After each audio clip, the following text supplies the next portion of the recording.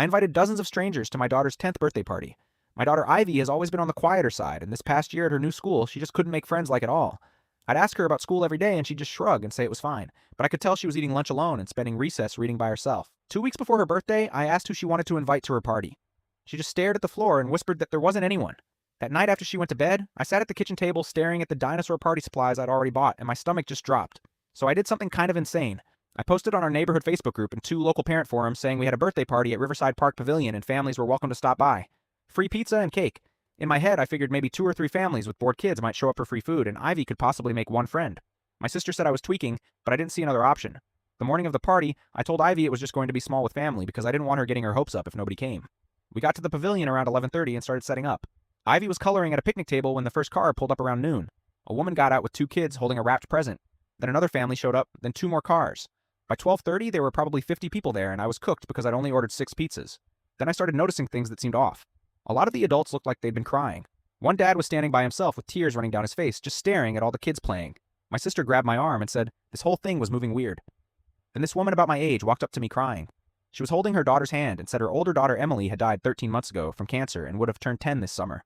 When she saw my post about a 10th birthday party open to anyone, she couldn't stop thinking about it.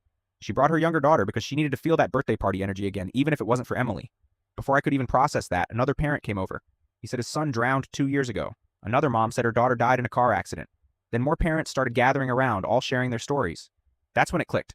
I'd accidentally posted this invite on grief support forums, and all these people had come because they were missing their own kids' birthdays. My sister said we needed to shut this down, but I looked over at Ivy and she was playing tag with a group of kids and actually laughing. I hadn't seen her look that happy in months. I ordered 8 more pizzas on DoorDash right there and told my sister we were keeping it going. More families kept arriving. Someone showed up with balloons, another parent brought a speaker and started playing music.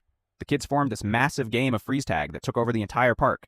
Then one of the dads just collapsed, dropped to his knees in the grass, and started sobbing. His wife ran over and other parents circled around him. Several other parents who'd lost kids sat down with him right there. They didn't try to fix it, they just sat with him while he cried. After about 10 minutes, the dad stood up and walked over to where the kids were playing. He joined their game of tag. A grown man in khakis playing tag with a bunch of kids he didn't know, and he was laughing while tears were still on his face. Then more grieving parents started joining in too. Ivy ran up to me all sweaty and asked why some of the grown-ups seemed sad. I told her some of these families had people they loved who died, and being at a happy party made them remember those people. She asked if we could invite them all again next month. I said yes, without even thinking. When we brought out the cake, Ivy had about 15 kids around her singing happy birthday.